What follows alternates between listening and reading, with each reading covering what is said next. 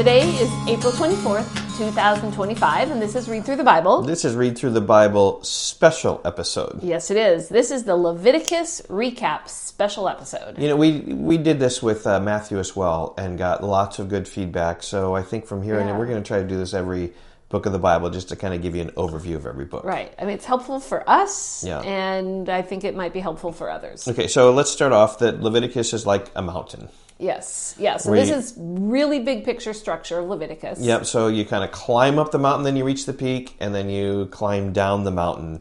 And on your way up, you go across these themes, and then on the way down, you go across those themes in reverse order. It's like symmetrical on both sides. And at the peak is Leviticus 16. Right. Day of Atonement. Yeah. And so I would encourage you on your Leviticus summaries booklet, you got a lot of white space there after chapter 27.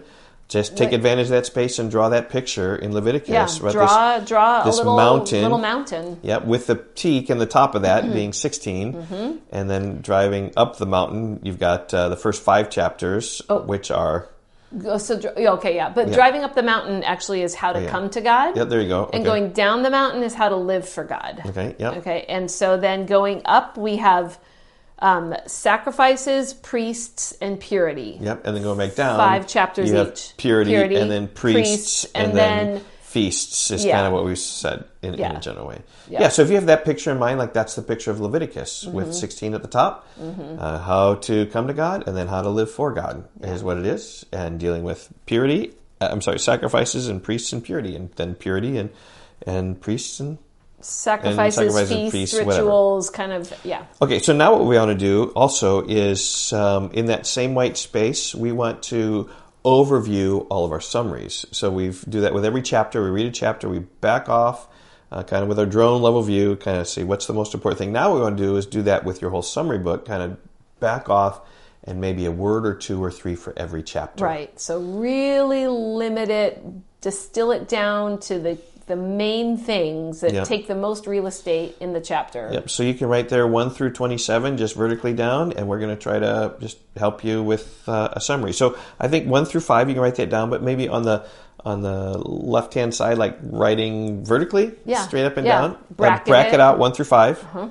And then come up with the 5 words according to finding the 5 sacrifices. So you write sacrifices there, and the 5 words are? Burnt, grain, peace, sin, and guilt. And we're going through this fast. You might have to pause the podcast. That would be fine. Right. And then with the priests, right there are 5 chapters from chapter 6 through 10. So bracket that out and then write priests vertically on there. And this is first 2 chapters are sacrifices from the priest perspective. So you can just put sacrifices. Right. I think. And you know that this section is about the priests. Yeah, what the priests are supposed to do. Like 1 through 5, what the people are supposed to do. And this is what the priests are supposed to do. Yep. In chapter 8. 8 is the ordination of the priests. Yep. And chapter 9 is... the 8th day of ordination. Yep. So really 8 and 9 have to do with the ordination of the priests, but 9 is just the 8th day. And chapter 10 is... Nadab and Abihu. Yep. When they got... Torched. Yep. But if you just remember that Nadab and Abihu, and as you're familiar with the book of Leviticus, you'll remember all that stories with them. Okay, and then chapters 11 through 15, right, bracket it out. Purity. Write vertically, write purity on there. Just what do the people need to do to come to God? They need to be pure. And chapter 11 has to do with... eating laws. Yep, and chapter 12... Chapter 12 is childbirth laws. And then lump 13 and 14 together. They both deal with leprosy. And then 15 deals with... 15 is discharges. Yeah, sensitive subjects there. Okay, and then 16, like that's the big chapter in the middle. So like put a box around 16 or something like that. That's a Day of Atonement. And now we're how to live for God. Right, going back down the mountain. Okay. Symmetrical subjects. Yep, and then 17 through 20 really have to do with purity laws. Now, a lot of these are covering different sorts of things, like they cover sexual purity, they cover holiness. You shall be holy, for I am holy. So there's a lot, and we're really oversimplifying it in what we say. But the unique things here, are don't eat the blood in chapter 17, and in chapter 20 is Moloch worship, forbidden. And then all around those are sexual sins, various holiness laws. Yes. Right, you should be holy for I am holy. There's a lot of laws like that. Very random, but it has to do with how you should live for God. Right. Okay, and then chapters 21 and 22, these are priests. Where chapter 21 deals with priests' holiness. Yeah, how they need to be pure and perfect. And then 22 is priests' diet. Yep, what they can eat. Yep. Okay, and so then 23 through, really, say through 25, really, these are feasts. I think that's the broadest general way, because 23 for sure are the appointed feasts. Yeah. And those two words, appointed feast, comes up quite a bit. 24 is kind of... That one's... We tried to boil it down. We came up with... But 3 words. Lamp, comma, bread, comma... And punishments. Punishments. So that's a lampstand and the showbread that need to be set there. And then the punishments like eye for an eye and tooth for a tooth and those sorts of laws. Then chapter 25 is the... Sabbath and Jubilee years. Yep. So these are kind of like feasts. Right. Because it's not just the weekly Sabbath. It's the Sabbath year... every 7 years, and then the Jubilee year, which was every 50th. Yep. And then chapter 26 is just blessings and cursings. Blessings for obedience and curses for disobedience. But in it, just put blessings and cursings, or blessings dash cursings, or something like those are the 2 words. And then 27 has to do with valuations. Valuations, whatever. So those are like really summary, just one word. And if you're looking to really understand the book of Leviticus, like that's what you should work on memorizing. Just that little sheet of just 1 or 2 words per chapter would super help, because when you understand Leviticus, so many things in the New Testament just open up and become clear. So then we take the drone and fly a little bit higher. So we can see the New Testament from the book of Leviticus. Right. This drone can see the whole Bible. And really the book of Leviticus sets so many principles in place for the culture of the Jewish people, the presence of sin, the need for sacrifices, the holiness of God, and then a lot of specific things that come up in the New Testament that we understand better if we understand Leviticus. Yeah, and it's kind of assumed when you read the New Testament, like this is background knowledge. Right. And so some of that would be like in Luke chapter 2, when Mary and Joseph bring a sacrifice for Jesus. They're dedicating the firstborn, dedicating the animal, like in chapter 12, purification after childbirth. That's what they're doing. Right, and we find out that they bring the sacrifices of poor people. Yeah. Or like in Mark chapter 5, we have the woman who was bleeding.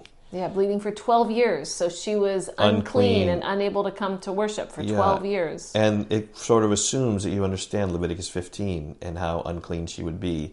Right. Or like in Luke chapter 17, when Jesus heals the 10 lepers and he says, go show yourself to the priests. And you understand then how the lepers in chapters 13 and 14 need to show themselves to the priests and be purified again and reinstated into the culture. So like these things are just in the culture of the Jewish people.